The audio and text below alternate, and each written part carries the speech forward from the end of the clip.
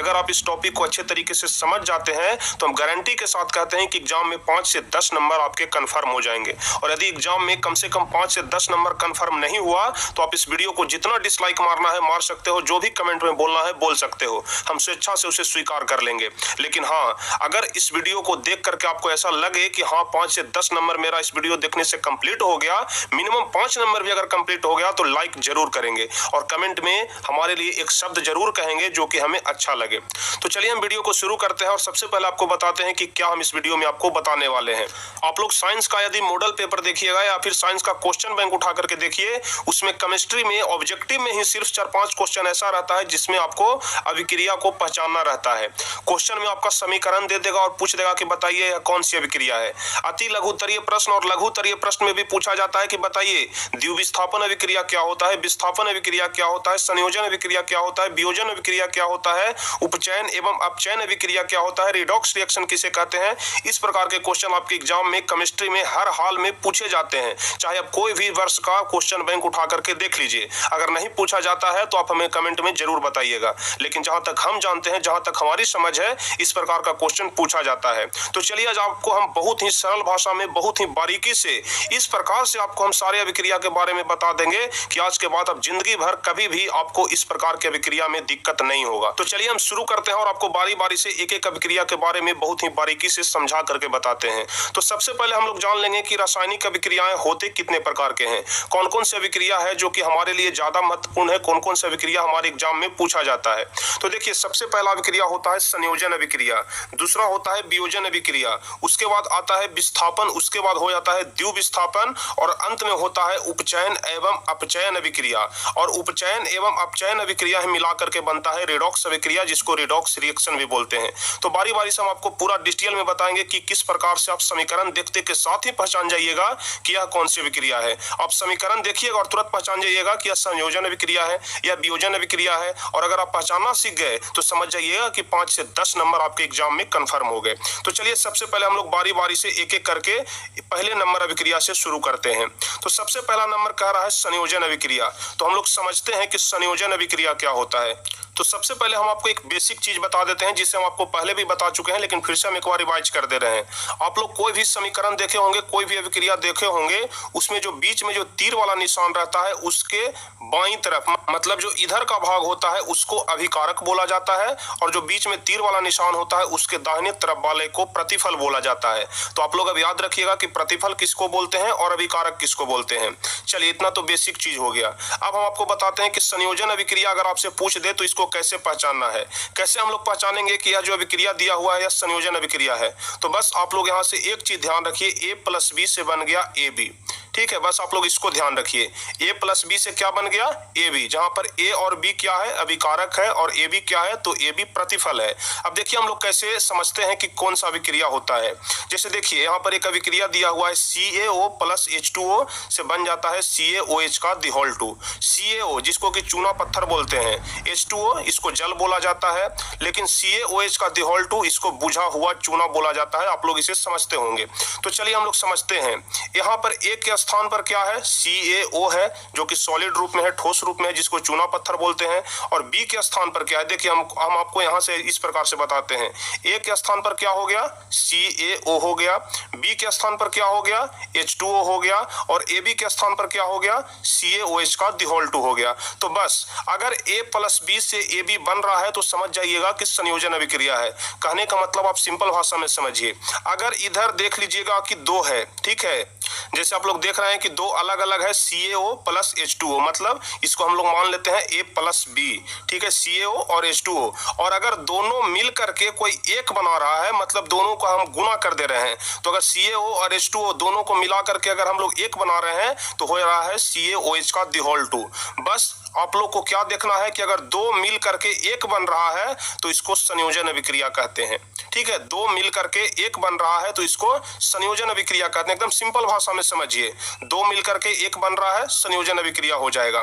तो आप लोग संयोजन अभिक्रिया अब तक समझ गए होंगे। जैसे उदाहरण हो जाता है CaO प्लस H2O से CaOH का दिहोल्टो। यहाँ से आप लोग ध्यान रखिएगा, CaOH का दिहोल्टो जिसको बुझा हुआ चूना भी कहते हैं। कभी कभी आपके एग्जाम में पूछ दिया जाता है कि बुझा हुआ चूना का रासायनिक सूत्र क्या होता है, तो आपको बताना है CaOH का दिहोल्टो। तो हम आशा करते हैं कि आज के बाद आप लोग संयोजन अभिक्रिया बहुत ही आसानी से पहचान जाइएगा। बस आपको इतना ध्यान रखना है A प्लस B से AB। चलिए अब दूसरा नंबर अभिक्रिया है वियोजन अभिक्रिया। तो वियोजन अभिक्रिया सीधे संयोजन अभिक्रिया का उल्टा हो जाएगा, ज्यादा कुछ नहीं समझना है। वियोजन अभिक्रिया संयोजन अभिक्रिया का उल्टा हो जाएगा। संयोजन अभिक्रिया में क्या होता था कि इधर दो रहता था जिसको हम लोग A प्लस B बोलते थे और उससे एक बनता था जो कि AB बनता था, लेकिन उसका उल्टा इधर हो जाएगा। वियोजन अभिक्रिया में क्या हो जाएगा, इधर एक रहेगा और उससे दो बनेगा। जैसे उदाहरण हम लोग देख लेते हैं, CaCO3 जो कि सॉलिड रूप में है, ठीक है, CaCO3 सॉलिड रूप में है जो कि हम लोग इसको A के स्थान पर रखे हुए हैं। A के स्थान पर हम लोग CaCO3 को रखे हुए हैं और यदि हम लोग CaCO3 को गर्म करेंगे तो क्या बन जाएगा, CaO प्लस CO2 गैस बनेगा, जहां की CaO चूना पत्थर है जो कि सॉलिड रूप में है, ठोस रूप में है, और CO2 गैस है जिससे कि कार्बन डाइऑक्साइड गैस बोलते हैं। तो यदि हम लोग CaCO3 को गर्म करेंगे तो उससे चूना पत्थर बनेगा और साथ में कार्बन डाइऑक्साइड गैस मुक्त होगा। तो देखिए अब आप लोग यहाँ से समझिए, A के जगह पर हम लोग क्या रखे हुए हैं, CaCO3 को रखे हुए हैं, A1 के जगह पर क्या रखे हुए हैं, CaO को रखे हुए हैं, और A2 के जगह पर CO2 को रखे हुए हैं। तो बस आप लोग को क्या देखना है, जैसे ही देखना है कि एक से दो बन रहा है, एक से दो बन रहा है वियोजन अभिक्रिया होगा, दो से एक बन रहा है तो संयोजन अभिक्रिया, एक से दो बन रहा है तो वियोजन अभिक्रिया। बस सीधे संयोजन और वियोजन में उल्टा कर देना है। अब चलिए अगला नंबर हम लोग देख लेंगे विस्थापन अभिक्रिया। आशा करते हैं कि संयोजन और वियोजन आप लोग अच्छी तरीके से सीख गए होंगे। अब विस्थापन क्या कहता है, बस आपको इसको थोड़ा सा अच्छे तरीके से समझना है, ज्यादा कॉम्प्लिकेटेड नहीं है, बस थोड़ा सा दिमाग लगाना है और आपको समझना है। देखिए विस्थापन कहने का मतलब क्या हो रहा है, विस्थापन कहने का ही मतलब हो रहा है कि विस्थापित कर दे रहा है। विस्थापित करना मतलब हटा देना, मतलब जो पहले से अपने जगह पर बैठा हुआ है उसको बस हटा देगा, ठीक है, और उसका जगह खुद कब्जा कर लेगा। तो समझ जाइएगा कि वही विस्थापन अभिक्रिया है। जैसे A प्लस BC से बन रहा है B प्लस AC। इसमें क्या हुआ है कि जो A है वह B को हटा दिया है, A है जो B को हटा दिया है, तब B भी कहता है कि हम तुमको भी नहीं रहने देंगे, हम भी तुमको हटा देंगे। पर A है जो B को हटा रहा है और B है जो A को हटा रहा है, बस इसी को आपको समझना है। A किसको हटा रहा है, B को हटा रहा है, तो B भी कहता है कि जब तू हमको खरीद देगा तो हम भी तुमको खदेड़ देंगे। इसका मतलब कि जब तू हमको हटाएगा तो हम भी तुमको हटाएंगे। मतलब A B को हटा रहा है तो B भी A को हटा रहा है, बस आप लोग इतना समझ के रखिएगा।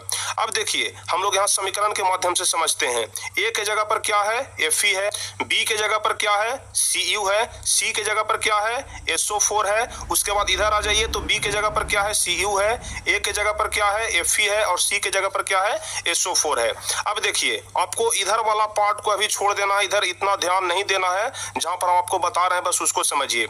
इधर A के जगह पर क्या था, Fe था, इधर B के जगह पर Cu और C के जगह पर SO4। लेकिन हम आपको शुरू में ही बताए कि एक किसको खदेड़ रहा है, B को खदेड़ रहा है, और B किसको खदेड़ रहा है, तो A को खदेड़ रहा है। तो देखिए A के जगह पर हम लोग B को लिख देंगे और B के जगह पर A को लिख देंगे, बस आपका विस्थापन अभिक्रिया पूरा हो जाएगा। तो सबसे पहला काम क्या होगा, B यहां से हट करके कहां आ जाएगा, A के स्थान पर। तो पहले हमको देखना है कि B के स्थान पर कौन है, तो B के स्थान पर यहाँ Cu है, तो सबसे पहले हम लोग Cu को लिख देंगे, यानी कि जो Cu था वह Fe को खदेड़ दिया, ठीक है। B है जो A को खदेड़ दिया, यानी कि Cu Fe को हटा दिया। तो यहाँ पर सबसे पहले हम लोग Cu लिख देंगे, और जब हम लोग यहाँ पर Cu लिख दिए A के स्थान पर, तब A कहाँ चला जाएगा, B के स्थान पर चला जाएगा। तो B पहले कहाँ था, B Cu के जगह पर था, तो अब Fe कहाँ आ जाएगा, Cu के जगह पर आ जाएगा। तो देखिए Cu के जगह पर Fe आ गया और Fe के जगह पर Cu आ गया, उल्टा हो गया, और लास्ट में जो SO4 था जस का तस ही रह जाएगा, क्योंकि देखिए यहाँ पर C में कोई परिवर्तन नहीं हुआ है, C अपने जगह पर स्थिर है। तो बस यही आपको इसमें समझना है,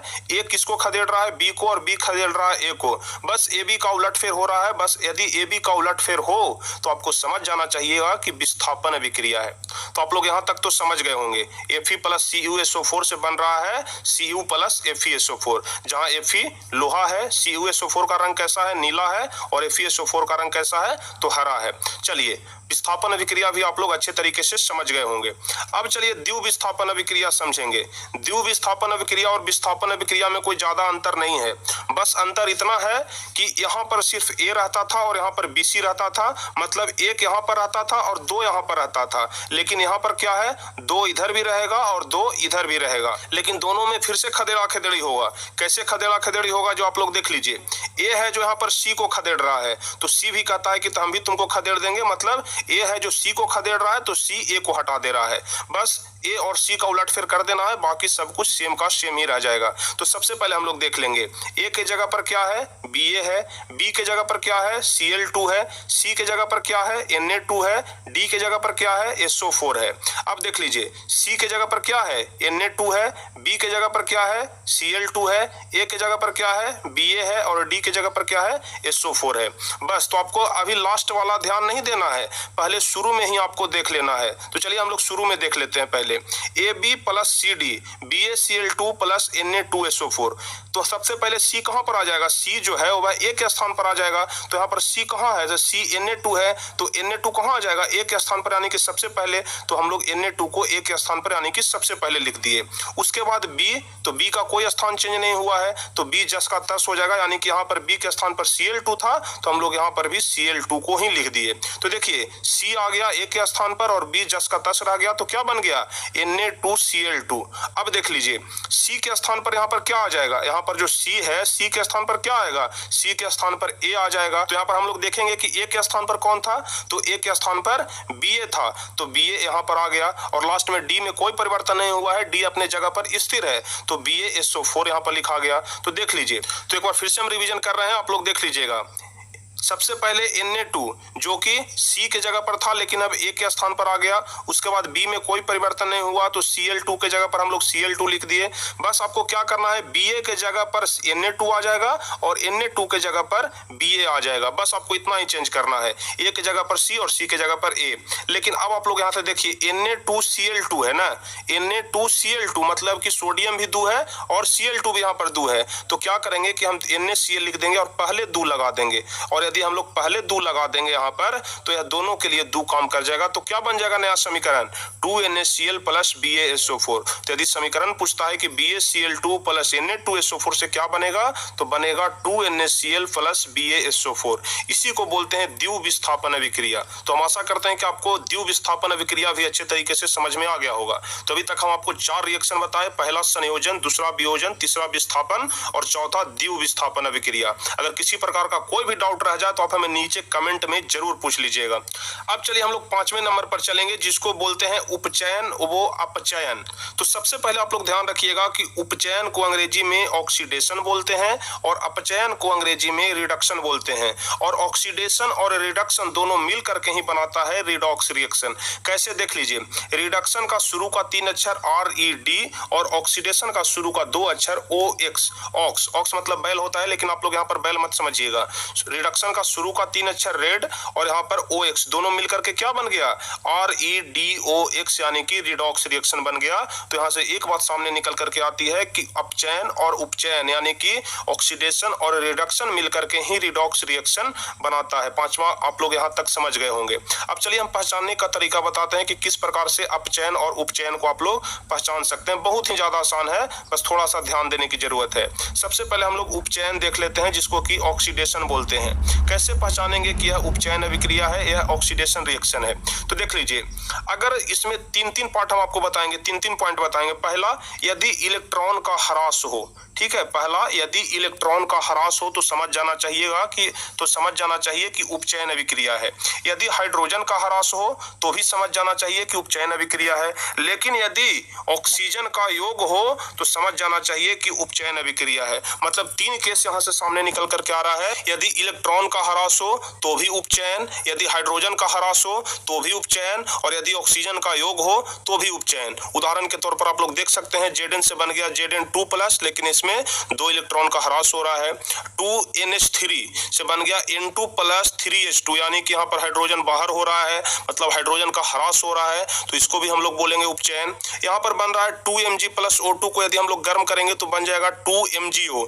यहाँ पर ऑक्सीजन का योग हो रहा है। देख लीजिए, मैग्नीशियम में में ऑक्सीजन आकर के जुड़ रहा है। जब जुड़ रहा है इसका मतलब कि ऑक्सीजन का योग हो रहा है, और जब ऑक्सीजन का योग होगा तो हमको समझ जाना चाहिए कि यह जो अभिक्रिया है उपचयन अभिक्रिया है, ऑक्सीडेशन रिएक्शन है।